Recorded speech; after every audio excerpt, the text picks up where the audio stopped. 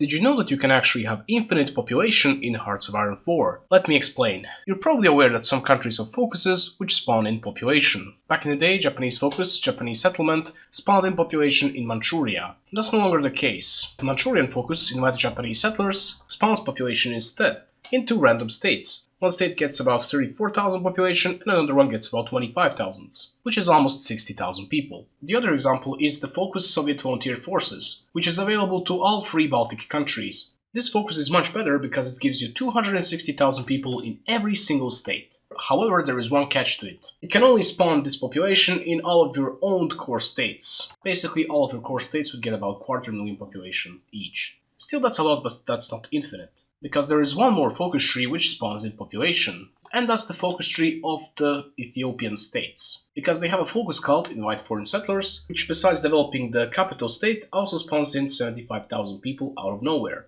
Now still, that's nothing extremely good, but don't forget that there's a total of 8 of these tags, which means that they can spawn in 600,000 people. Still, that's nothing compared to the Baltic focus. However, there is one catch to this. You see, this focus tree is not treated like special one. Instead, it's treated like generic one. So let's say we go to the Civil War as Sultanate of Ausa. Our enemies will not have a generic focus tree which spawns in civs and whatnot.